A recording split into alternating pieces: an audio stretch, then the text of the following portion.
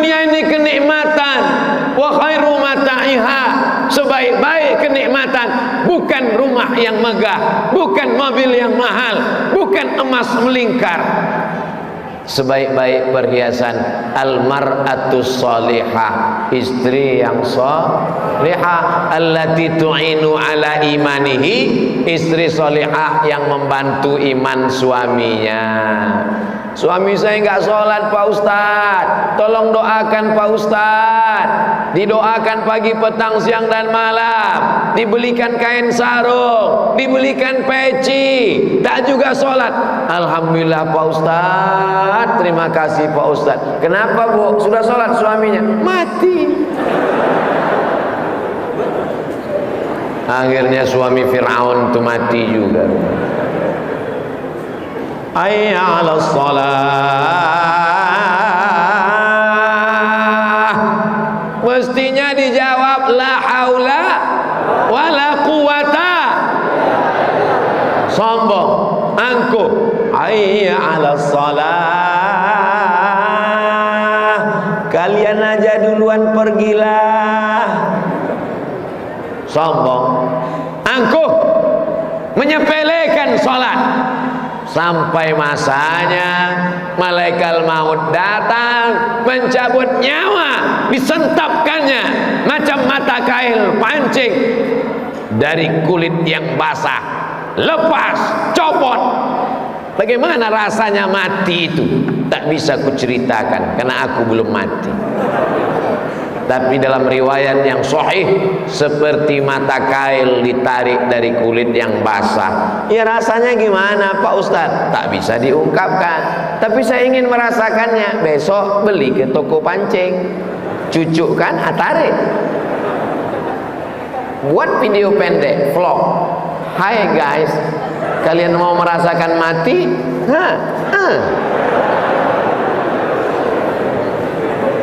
Sekarang orang kan sibuk membuat konten, tapi kontennya melalaikan dari Allah, kontennya tidak mengingatkan pada ibadah, kontennya menjauhkan dari syariah.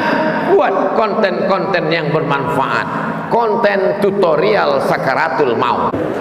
Saudara yang dimuliakan Allah Subhanahu wa taala, sekarang nafas masih berhembus, jantung masih berdetak. Masih berdetak? Sebelah kiri letak jantung. Besarnya sebesar genggaman. Jadi kalau tangan bapak besar, sebesar itulah jantung bapak. Jantung saya sebesar ini. Letaknya sebelah kiri. 2 jari di bawah, berdegup, berdetak. Sampai masanya nanti dia berhenti berdetak. Kalau jantung berhenti berdetak, darah tidak naik ke otak. Kalau darah sudah tak naik ke otak, gelap, berkunang-kunang, stroke ringan, mati, beku, jadi nanah, membusuk, hitam, mata pandang. Ibu-ibu paling takut matanya hitam, maka sebelum tidur malam dipotongnya timun. Tak dapat timun, tomat. Besok mau sambal belacan, tak ada tomat, itu disambal. Takut matanya hitam, takut ketiak hitam, takut kuku hitam, takut kepala berketombe, takut kaki retak-retak, takut kulit kasar bersisik, tapi tak takut mati menghadap Allah. Apa yang akan dibawa menghadap Allah Subhanahu wa ta'ala? Abdul Somad datang ke Nangro Aceh Darussalam. Apa yang dibawanya? Peci, sorban, baju, celana panjang. Sampai di Nangro Aceh Darussalam semuanya tak laku. Pecinya dirobah dengan peci 17 tahun tsunami Aceh. Sorbannya dirobah, dipasangkan oleh Pak Imam. Bajunya dirobah, baju batik pintu Aceh. Anda mau dapat, hubungi nomor kontak berikut ini. Peci kesayangan, sorban penuh kenangan, batik yang sejuk dalam pandangan. Tapi begitu malaikat maut datang mencabut nyawa, semuanya tinggal hanya kenangan. So sweet. Habis waktu? Oh belum. Habis kita akan menghadap Allah. Tidak ada orang Islam mati pakai batik, tak ada orang Islam mati pakai peci, tak ada orang Islam mati pakai sepatu. Semua ditinggalkan karena lebih bermanfaat untuk orang yang hidup. Kita digulung pakai kain putih macam dodol. Setelah masuk ke dalam liang lahat, tali pucung dibuka, kain penutup wajah dibuka, hidung ditempelkan ke dinding tanah. Setelah itu badan pun menggelembung selama 5 hari. Masuk angin, hijau, biru, merah tua, hitam, membusuk. Yang pertama kali meletus adalah perut, karena ada gas-gas di dalam. Usus-usus membengkak, kuku tercabut, lidah menjulur, hidung dan telinga keluar darah, biji mata copot lepas keluar, rambut lepas dari tengkorak kepala. Siapa yang bahagia? Cacing. Apa kata cacing? Pucuk, pucuk, pucuk, pucuk. Mana yang ganteng, mana yang mancung, mana yang putih, semua menghadap Allah. Siapa yang akan membela di liang lahat? Satu-satunya yang membela adalah Datanglah anak muda yang gagah, perkasa, ganteng, membantu menjawab pertanyaan malaikat Mungkar dan Nakir. Siapa engkau? Akulah solatmu di awal waktu. Siapa engkau? Akulah solatmu yang kau baca dengan khusyuk. Siapa engkau? Akulah solatmu yang lengkap, solat sunat, qabliyah dan ba'diyah. Di antara bacaan solat paling bagus menjaga khusyuk dibaca pakai nafas. Allahu akbar kabira, walhamdulillahi katsira, wa subhanallahi bukratan wa asila, wajjahtu wajhiya lilladzi fatara as-samawati wal arda hanifan musliman wa ma ana minal musyrikin. Inna salati wa nusuki wa mahyaya wa mamati lillahi rabbil alamin, la syarika lahu wa bidzalika umirtu wa ana minal muslimin. Itu membantu kekhusyuan. Ini sekarang banyak orang sholat mulutnya diam.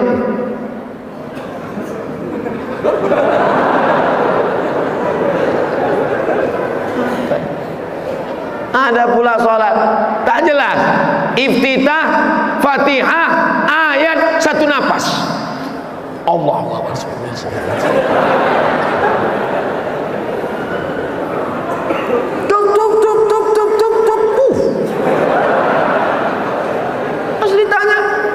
Cepat betul sholat.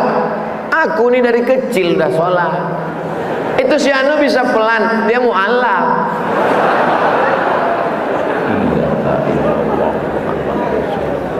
Kita perbaiki sholat kita dalam momen kesempatan maulid Nabi Muhammad sallallahu alaihi wasallam. Inna awwala ma yuhasabu bihil abdu yaumal qiyamah. Yang pertama kali dihisab, yang pertama kali dihitung pada hari kiamat adalah sholatu. Idza sholahat sholahal amalu kulluh. Kalau sholatnya baik, yang lain ikut menjadi baik. Wa idza fasadat, kalau sholatnya rusak, yang lain ikut menjadi rusak.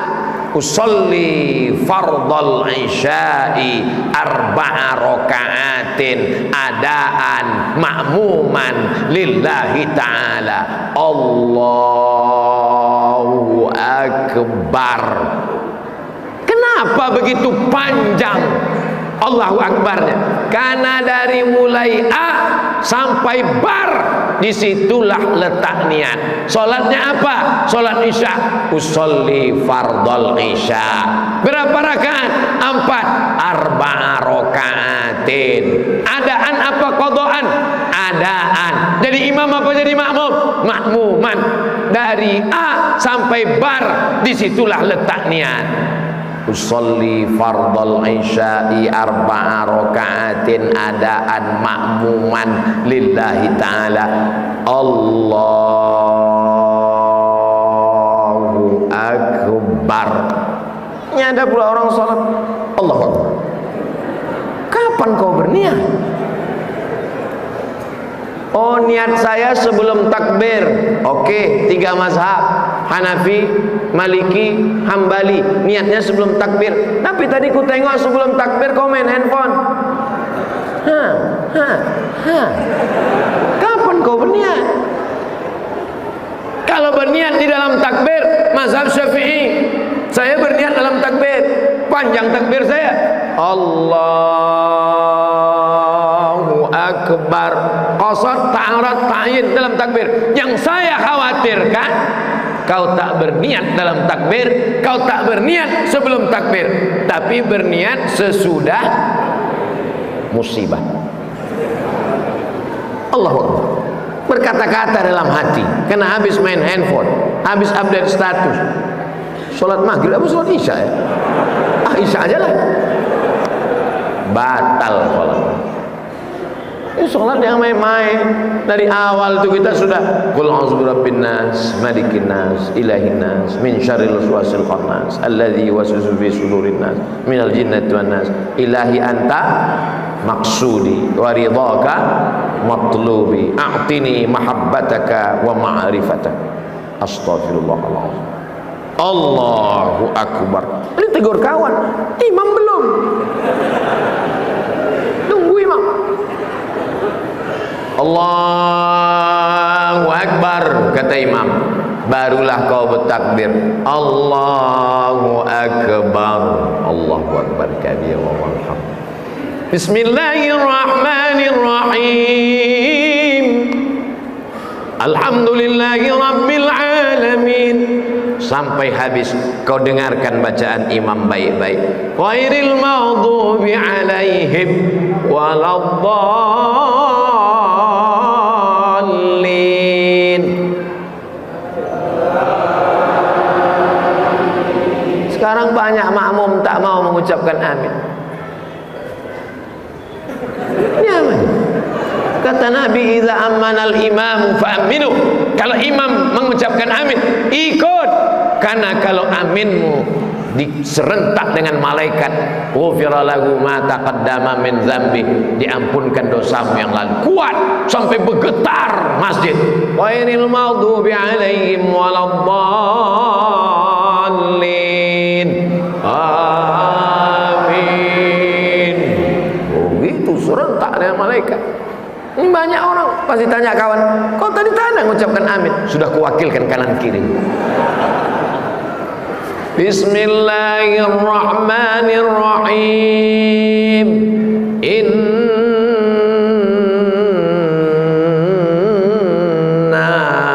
a'tai. Enggak ya, bukan main.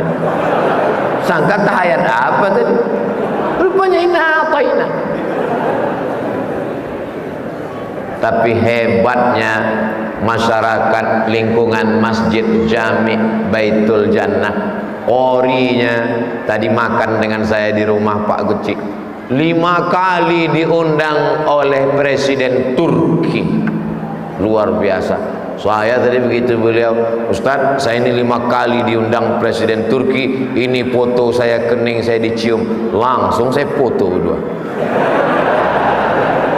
Langsung saya wawancara, gimana ceritanya Pak Imam bisa diundang oleh Presiden Turki sampai 5 kali. Awalnya saya musabaqah Pak Ustaz, habis itu menang, seluruh qori di dunia diundang.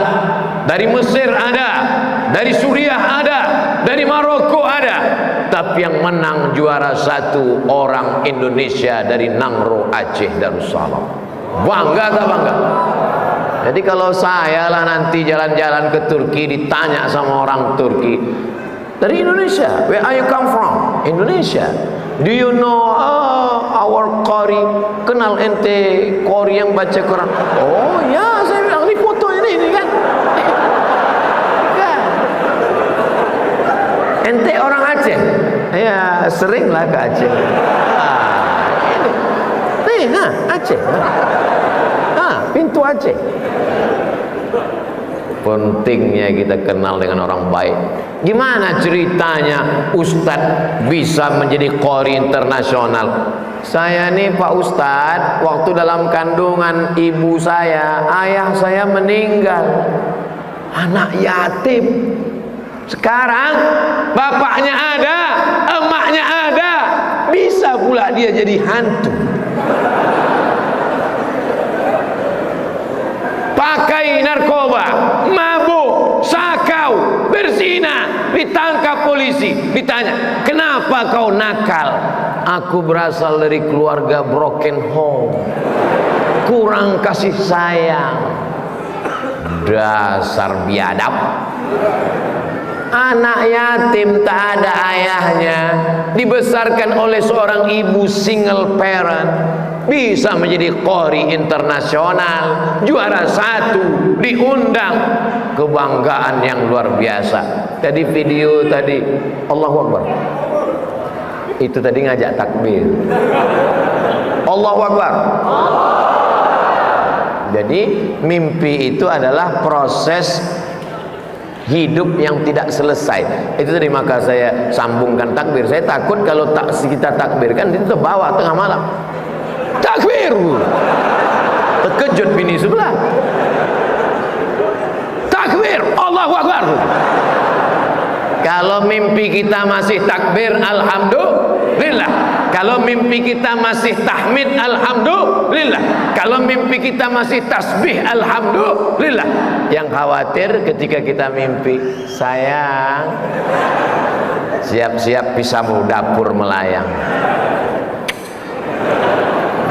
Iya kan Bu? Ibu-ibu itu diam dalam hatinya, iya banget atau iya aja ya. Sholat, sholat, sholat. Betapa indahnya ketika seorang suami membangunkan istrinya, bangun adinda, lalu mereka tahajud, usolli sunnatat tahajud rakaataini imaman. Dulu dia sholat sendiri di Masjid Jami' Baitul Jannah saat iktikaf malam. Tapi begitu dia sekarang sudah punya istri, dia sudah punya makmum. Usolli sunnatat tahajud rakaataini imaman lillahi ta'ala. Begitu pedenya dia berkata, ditanya sama calon mertuanya, apa yang kau jadikan mahar untuk menikah dengan anak gadisku? Mengajarkan surat Ar-Rahman ayah. Masya Allah, inilah yang kuinginkan selama ini, kata dia. Ini tidak kisah nyata, ada dalam sinetron. Aku nikahkan engkau dengan anakku dengan mahar mengajarkan surat Ar-Rahman tunai sah. Begitu malam tiba, terdengar suara mengaji dari dalam kamar. Pintu kamar tak terkunci, terbuka sedikit. Bismillahirrahmanirrahim. Ar-Rahman 'allamal Qur'an, khalaqal insan, 'allamahul bayan. Mertua pun sayup-sayup dekat mau menutup pintu, ditengoknya, rupanya TV belum mati. La ilaha illallah Muhammad Rasulullah. Ya Allah, jadikan menantu-menantu kami para qori penghafal Quran. Jadikan anakku Mizian Hazik Abdillah penghafal Quran ya Allah. Tengoklah tulusnya jamaah Masjid Jami' Baitul Jannah. Yang kudoakan anakku, bukan anak dia.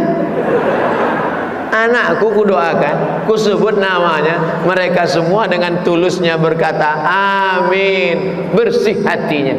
Tak ada dia bertanya-tanya, ya Allah jadikanlah anakku Mizian Hazik Abdillah jadi penghafal Quran. Tak ada dia komplain, anak kami Ustaz.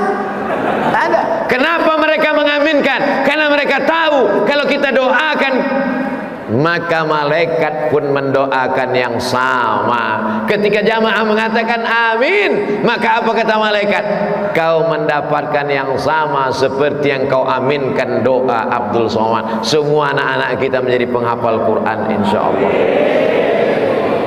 Anak yang mestinya main handphone, yang mestinya nonton TV, yang mestinya main warnet, tapi malam ini digendong, dibawa. Tuh bapak menggendong anak, tuh ibu menggendong anak. Ya Allah, ibu bapak yang membawa anak demi dapat barokah, selamatkan anak-anak ini dari narkoba ya Allah. Jauhkan anak ini dari zina ya Allah. Jadikan anak-anak ini penghafal Quran ya Allah. Ketika kami nanti mati menghadapmu, mereka bangun di tengah malam berkata, Rabbighfirli wali walidayya warhamhuma kama rabbayani. Tak ada lagi yang kita harapkan bisa setelah kita mati. Habis semua. Nama besar hilang. Al-Mukarram Tengku Haji Abdul Somad hilang. Yang kekal abadi hanyalah amal-amal soleh kita. Yang dulu lupa mendidik anaknya akan diminta tanggung jawab di hadapan Allah. Nanti kumpulkan anak-anak, bawa mereka ke rumah, undang makan, kasih tahu, aku dulu jahil, tak paham agama, aku takut dituntut Allah. Sholat kalian pakai jilbab panjang, bawa keluarga kalian ke masjid, karena aku nanti akan dituntut di hadapan Allah. Latus'alunna yawma idzin 'anin na'im. Yang belum menikah, pilihlah calon istri yang sholat, jangan karena TikTok. Nanti kalau kau cari dia karena TikToknya, waktu kau mati pun di TikTokkannya kau. Sedang hamil pun melompat-lompat dia TikTok. Lahir anak TikTok. Tapi kan TikTok ada yang baik Pak Ustaz, ada yang nasihat Pak Ustaz. Betul, yang baik tak kita bahas. Mudah-mudahan kita membahas yang tak baik ini supaya kita selamat dari yang mungkar. Sampai akhirnya orang yang tak mau ke masjid, orang yang hatinya keras, orang yang angkuh dan sombong dibawa juga ke masjid, tapi tidak di sini tempatnya, diletakkan di samping. Setelah salam barulah imam mengumumkan, kepada jenazah disilakan maju ke depan. Tak pula bisa berjalan. Kalau dia berjalan lari kita semua. Dipikul. Tidak di sini tempatnya, karena ini tempat makmum. Imam baik yang dulu mengejek, yang dulu tak mau ke masjid, yang dulu sombong, yang dulu angkuh, karena kaya, karena berkuasa, karena ganteng, diletakkan jenazahnya di depan imam, bukan di belakang imam, depan imam. Dulu takbir sekali, untuk dia 4 kali. Allahu Akbar, Bismillahirrahmanirrahim, Alhamdulillahirabbil alamin, dan seterusnya. Allahu Akbar, Allahumma sholli ala Sayyidina Muhammad, dan seterusnya. Allahu Akbar, Allahumma ighfir lahu warhamhu, dan seterusnya. Allahu Akbar, Allahumma la tahrimna ajrahu, dan seterusnya. Assalamualaikum. Makmun heran, Pak Imam, kenapa bacaan sholat tadi pendek-pendek terus? Dan seterusnya aku baca. Kenapa? Selama ini dia terus saja di depan tuh lewat, tak mau belok. Tahankan. Tapi rasanya di Nangro Aceh Darussalam tak ada imam model begitu. Setelah sholat ditanya jamaah, jamaah sekalian, apakah jenazah ini baik? Apa pula baik? Dia tak pernah ke masjid. Saya tak pernah mau menyaksikan jenazah, dan sampai sekarang umur saya 44 tahun, walaupun banyak yang menduga 24, tak pernah saya mau menjebak jamaah untuk bertanya, apakah jenazah ini baik? Orang dia jahat, bukan pernah mau ke masjid. mengejek orang di masjid, mengolok-olok ke masjid. Kalau ada orang ke masjid, anak muda, ditanyanya, kau mau kemana? Mau ke masjid. Hah? Kawan kau kemarin yang ke masjid mati. Kau mau kemana? Mau ke masjid. Mimpi apa kau tadi malam? Mau kemana? Mau ke masjid. Dunia mau kiamat ya. Pada akhirnya orang yang mengejek ini juga mimdate mataya bawati, mampus. Mati kita menghadap Allah. Mana yang disombongkan, mana yang diangkuhkan. Rumah yang besar diangkuhkan, dijual, dibagi-bagi oleh ahli waris. Mobil yang besar diangkuhkan, tak bisa dibagi karena kredit belum lunas. Bini cantik diangkuhkan, akan dipinang oleh brownies, berondong manis. Kau tak punya apa-apa. Pakaian 3 lemari tinggal dibagi-bagikan kepada jamaah masjid. Ini pakaian almarhum. Begitu ditengok almarhum, jadul, digunting mereka untuk alat kuali dari kompor. Mana kebanggaan, mana kehebatan, mana gagah perkasa. Semuanya akan menghadap Allah, dan yang dibawa adalah sholat. Kan ada sedekah, kan ada haji, kan ada selawat, kan ada zikir, kan ada jihad. As-salatu imaduddin. Salat itu tiangnya. Bisa masjid diberdiri kalau tak ada tiang? Tak ada. Maka orang yang tak salat, semua amalnya tumbang karena tidak ada tiang. Kubah yang cantik jatuh, dinding yang hebat roboh, lampu yang bagus hilang karena tiang. Nanti mudah-mudahan habis Covid kita bisa umroh. Amin. Salat di Taman Raudhah. Amin. Tengok nanti di Taman Raudhah, mihrab tetap Nabi jadi imam. Di tiang sebelah kiri ada tulisan As-salatu imaduddin. Salat tiang agama. Tempelkan pecut cambuk di dinding rumah, dinding ruang tamu. Tempelkan hiasannya cambuk. Supaya apa? Kalau anak-anak tak sholat, tunjuk cambuk. Bapak Ibu nanti kalau ke rumah saya ke Riau, tengok nanti di dinding ada apa di situ? Arit. Cambuk sebelah kanan, arit sebelah kiri.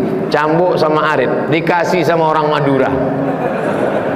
Jamaah Madura tahun 2019 saya ke sana, dikasih mereka, saya tempel ke dinding. Untung tak saya tempel yang dari Aceh. Rencong. Yang rencong saya tempel di atas. Yang di ruang tamu saya tempel cambuk sama arit supaya orang anak-anak kalau tak sholat tengok. Bukan mau mematahkan tulang mereka, bukan mau. Jangan anak karena tak sholat ditarik telinganya sampai lepas. Nanti setelah besar dia jadi pejabat, ditanya sama anak buahnya, Pak, telinga bapak mana? Dicabut emakku dulu. Tak boleh. Tak boleh mukul pada wajah sampai cacat. Tak boleh patah. Tak boleh lebam. Tak boleh biru. Tak boleh pukul pada alat vital, nanti dia impoten, mohon maaf. Jadi memukulnya itu pun hati-hati. Mentang-mentang boleh mukul, dipukulnya anak setengah mati. Pas ditanya, kenapa ibu pukul? Aku sakit hati sama bapaknya. Tak bisa begitu. Memberikan efek jerah, tapi dengan kelembutan yang baik. Anak-anak disuruh sholat. Tak ada gunanya umur kau panjang nak kalau kau tak sholat, walaupun hidup. Oh, tak boleh di masjid, tak boleh nyanyi. Kalau di luar 3 album kita selesaikan malam. Jamaah yang dimuliakan Allah Subhanahu wa taala. Salatullah salamullah ala taha rasulillah. Salatullah salamullah ala yasin habibillah. Tawassalna bi bismillah wa bil hadi Rasulillah wa kulli mujahidin lillah bi ahlil badri ya Allah salatullah salamullah ala taha Rasulillah salatullah salamullah ala yasin habibillah tawassalna bi bismillah wa bil hadi Rasulillah wa kulli mujahidin lillah bi ahlil badri ya Allah. Kami perempuan Pak Ustaz, perempuan boleh nggak sholat ke masjid Jami' Baitul Jannah? Boleh, tapi katanya dalam hadis lebih baik dalam rumah, lebih baik dalam kamar, lebih baik dalam tempat yang sempit. Itu kalau menimbulkan kalau ada fitnah. Di Israel, Palestina sedang dijajah Yahudi, tak boleh perempuan sholat ke masjid, nanti ditangkap tentara Israel. Tapi di Nangro Aceh Darussalam, negeri yang aman, ada tentara Israel di luar? Tak ada, aman. Sampai di dalam dikasih satir penutup. Nah, itu dia. Di sebagian masjid ada juga saya tengok satir hijabnya sepinggang, macam net takraw. Itu tak betul. Tengoklah satir hijab Masjid Jami' Baitul Jannah dibuat tinggi ke atas. Karena kalau kain penutupnya itu sepinggang, nampak wajah yang di sop pertama perempuan tuh. Ada pula anak gadis cantik di situ. Anak lajang sop paling belakang. Ghairil maghdubi alaihim waladdallin. Amin. Makanya sop laki-laki yang paling baik, yang paling depan. Sop perempuan yang paling buruk, yang paling. Saya ulang sekali lagi. Sop laki-laki yang paling baik, yang paling depan.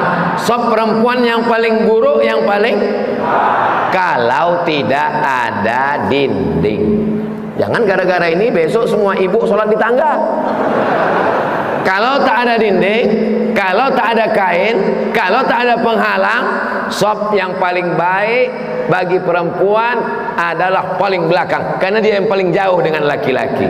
Tapi kalau ada kain penutup, tapi kalau laki-laki penuh semua di bawah, maka perempuan naik ke atas. Kenapa perempuan pakai peci?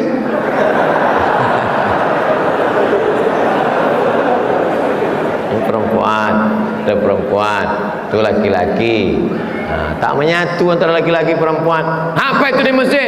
Pengajian Abdul Somad, laki-laki dengan perempuan menyatu. Mana ada? Itu fitnah.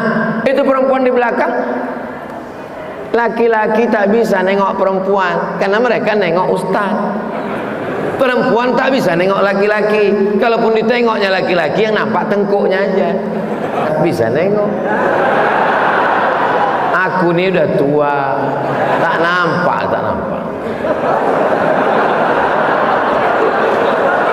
Jauh.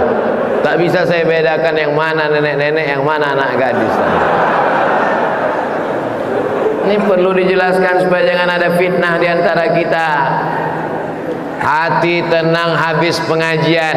Di masjid ini habis pengajian, habis sholat, belajar fikih. Yang mengajar fikih S1 Al-Azhar Kairo Mesir, habis itu melanjutkan S2 ke Sudan, pulang menjadi pengajar. Dan jangan sia-siakan pengajian. Beliau senior saya jauh, kakak kelas saya cium tangan saya di atas. Tengku? Hah? Tengku Syukri mengajar fikih. Jangan sampai kita jadi ayam mati di lumbung padi. Padinya banyak tapi ayam mati, ilmunya banyak, akidah. wujud qidam baqa mukhalafatu lil awadisi qiyamuhu bi nafsihi wadaniyah qudrat iradat ilmun ayat sama basar kalam. Fikih salat, fikih zakat, fikih puasa, fikih haji, toharah, fikih muamalat, fikih siasah, fikih jihad, fikih khilafah, fikih daulah, fikih siasah syariah.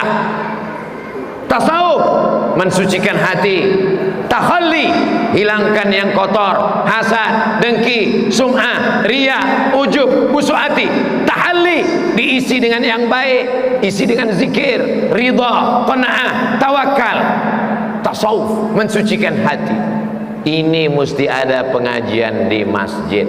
Kenapa Ustaz tak ceramah tentang sodakoh? Ceramah tentang sodakoh itu kalau tiang masjidnya besinya keluar. Ceramah tentang sodakoh itu kalau mata kita ke atas nampak semennya basah. Tapi di masjid Jami Baitul Jannah, mandang ke atas cantik, mandang ke lampu luar biasa, memandang kemana memandang kipas angin. Masya Allah, sejuk, mikrofon, jelas suara saya di atas bu, jelas suara saya di belakang ibu. Alhamdulillah, ada model mikrofon masjid ini suaranya menggema.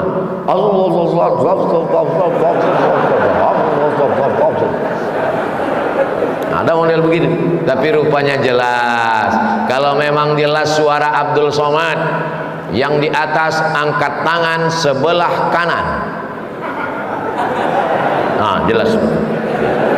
Karena di beberapa masjid pernah saya tes, kalau memang jelas di atas angkat tangan sebelah kanan.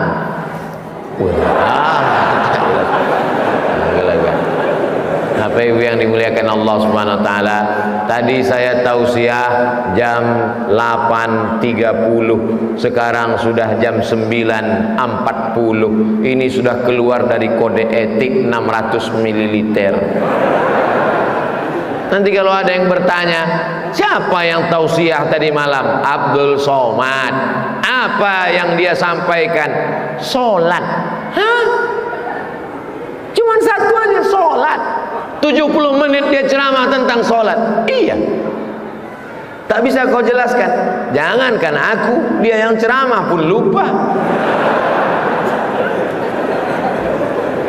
Kalau disuruh Abdul Somad ngulang dari jam 8.30 tadi ke jam 9.40, tak bisa saya ulang balik.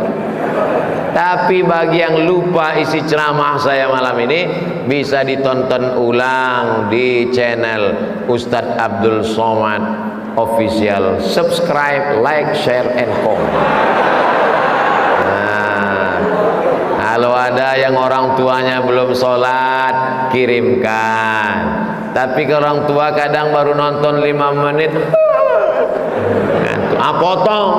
Kalian kan pandai motong video pendek, download, potong pendek. Ini Pak Ustadz, orang tua saya belum sholat. Jangan kau menceramahi orang tua. Tak bisa orang tua diceramahi. Potong aja ceramah Abdul Somad. Yang potong yang pendek, yang 1 menit tadi. Man taraka sholata muta'ammidan. Siapa yang meninggalkan sholat secara sengaja, kafirlah dia secara nyata. Neraka jahanam tempat. Pas ditontonnya, siapa yang meninggalkan sholat secara sengaja padahal sehat, tak mau ke masjid, jenazahnya campakkan ke laut. Gua banget ini gitu. Itulah maka banyak orang menuduh Abdul Somad itu ustadz yang keras, ustadz yang radikal. Sebetulnya Abdul Somad itu lembut, cuman dia nontonnya sepotong-sepotong.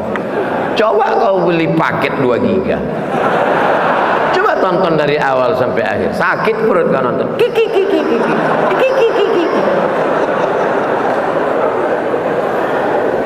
Serba salah. Kita ceramah tegas, katanya keras. Kita ceramah lembut, katanya pelawak. Ada komen tadi di YouTube, kapan ngelawak lagi ke Jakarta Ustaz? Dia mau ngejek saya, katanya saya pelawak. Sebetulnya kalau saya mau balas, aku ketawa-ketawa aja profesor doktor. Ustadz kau serius cuman LC.